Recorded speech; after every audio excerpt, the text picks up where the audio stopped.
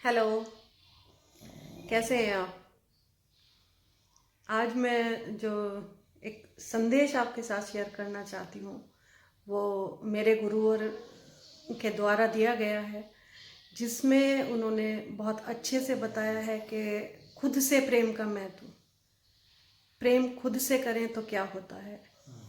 तो आइए इस बारे में उनका उनके विचार सुनते हैं। मुझे इश्क है तुम्ही से, मेरी जान जिंदगानी। तेरे पास मेरा दिल है, मेरे प्यार की निशानी। मेरे पास तेरा दिल है, तेरे प्यार की निशानी। हे जिंदगानी, हे जिंदगी, मुझे इश्क है तुम्ही से। किससे? आप अपनी जिंदगानी से जरा इश्क करके तो देखो। और जिसने भी प्रेम किया है वो अपने आप में ही खोया रहता है। क्या कारण है स्वामी जी, आप कमरे से बाहर नहीं निकलते हैं, बिस्तर में ही घुसे रहते हैं? क्या कोई मिल गया है? निस्संदेह वो जिंदगी मिल गई है, जिस जिंदगी के लिए पहाड़ों की खाक छानते हैं लोग, समुद्र की गहराइयां नापने निकल पड़ते हैं। और कुछ ऐसे भी हैं जो आसमान की ऊंचाइयां नापते हैं। हम ध्यान में उड़ते ही रहते हैं। अच्छी बात है।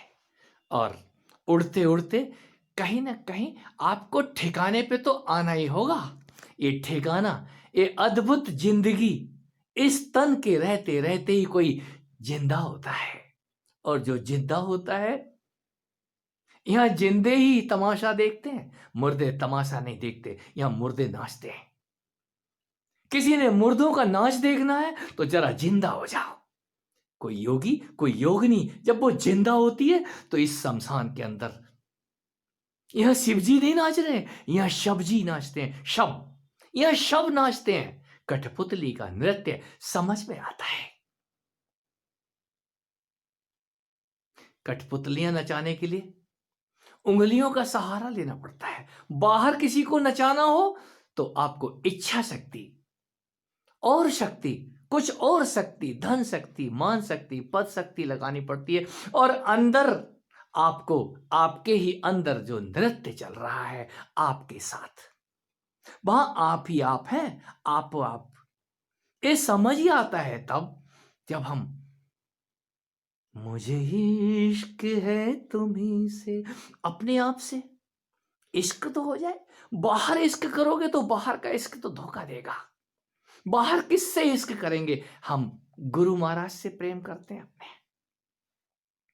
वो गुरु महाराज से इश्क किए बैठे हैं। गुरु महाराज तो चले गए, अब उनकी तस्वीर सीने से लगाए बैठे हैं। अब तस्वीर नहीं छोड़ते।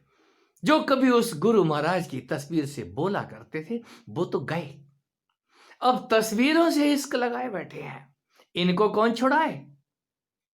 कहीं अपनी तस्वीर को जरा एक बार देख तो लो। जिसकी तस्वीर सीने से लगाए बैठे हो वो आपके अंदर ही है, आप ही हैं। हम टुकड़े टुकड़े करके जिंदगी को देखते हैं। ये मेरा सगा है और इनको हम नहीं जानते। आप सबको जब तक जान नहीं जाते तब तक आपकी कुछ भी समझ में नहीं आएगा। और जिनकी समझ में आ जाता है मुझे इश्क है, फिर वो सबसे प्रेम करता है, इश्क में पड़ जाता है। किसके? उसका कोई पराया नहीं है। वो टुकड़े टुकड़े नहीं देखता है, जीवन को एक रूप में देखता है, समग्रता में देखता है। हमने सूर्य वंश की बात की है। हम सूर्य वंशी हैं। मैं बार बार याद दिलाता हूं, ये सूर्य टुकड़े टुकड़े होकर के नहीं देख रहा है इस धरती को, समग्रता में। और ये प्रतीक ही समझ लें। कहीं जब तक आप सूर्य नहीं हो जाते, जल नहीं जाते, जब पूरा ही आपका सिस्टम जागृत हो जाता है, पूरे ही आप जग जाते हैं, पूरे जल जाते हैं, सूरज हो जाते हैं, फिर आपको मल और कमल अलग अलग नहीं दिखेंगे। सब कुछ एक रस, उस रस में, जगत में कुछ भी फिर अलग अलग नहीं है, ये समझ आता है। और जब समझ में आता है तो इश्क, प्रेमी उस प्रेम में क्रोध को सदा के लिए खो देता है। वहां क्रोध करने के लिए कोई जगह बचती नहीं है। प्रेम ही प्रेम है, अथाह समुद्र है।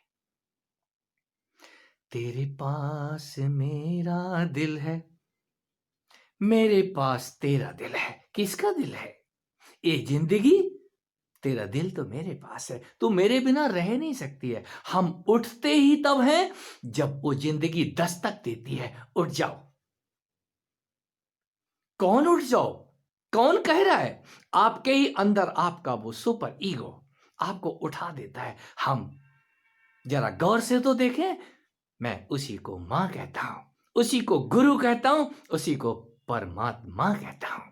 और आत्मा भी सबके सब एक ही चीज के नाम है। और जिसको मैं कह रहा हूं, ये उसी का नाम है। ये मैं समझ तो आ जाए, ये मैं का नशा पकड़ तो ले। और जिसको नशा पकड़ लेता है वो अपने आप में गुम हो जाता है, गुमशुम। और गुम होने के बाद अपने ही गीत गाता है, मुझे इश्क है, अपने आप से। और जिसको अपने आप से इश्क हो, वो फिर परेशान नहीं होता, वो कभी अकेला नहीं होता, वो अपनी उस मस्ती में होता है जिसको छीना नहीं जा सकता। आपके साथ भी ऐसा ही है। गाहे बगाए आप उस सुरंग में एक बार घुस जाते हैं जिसको आप नींद कहते हैं।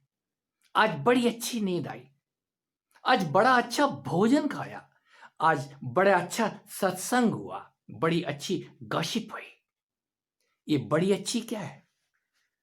टुकड़े टुकड़े खाना सीखा है हमने। इसी को आप ढंग से खाना सीखो। जो जाग के खाता है, जो जग जाता है। जागरण, जागृति, जाग, ये शब्द आपकी समझ आने लग जाते हैं। यह जाग क्या है? जाग आनंद का दूसरा नाम है। और उसके समागम के बाद आपको किसी दूसरे के समागम की जरूरत नहीं पड़ती। तब आप ही गाना गाते हैं, आप ही गीत गाते हैं। आपके गीत तब गीत ना होकर के, गाने ना होकर के, वो भजन का रूप ले लेते हैं। भजन, भजना आ जाए। और भजना आता ही तब है जब गीत आपके अंदर से फूटते हैं। ये स्वभावता आने वाला प्रवाह है जो अपने आप चला आता है। किसी की लेखनी चलने लग जाती है, किसी की वाणी कलाकार हो जाता है, गाना शुरू कर देता है। कोई नारद सरीखे बीड़ा उठा के घूमते ही रहते हैं। कारण क्या है? वो बीड़ा, ये तन रूपी बीड़ा अपने आप ही बजनी शुरू हो जाती है। आपकी बजने लग जाए। और जिनकी बज रही है, बहुत बहुत शुभकामनाएं।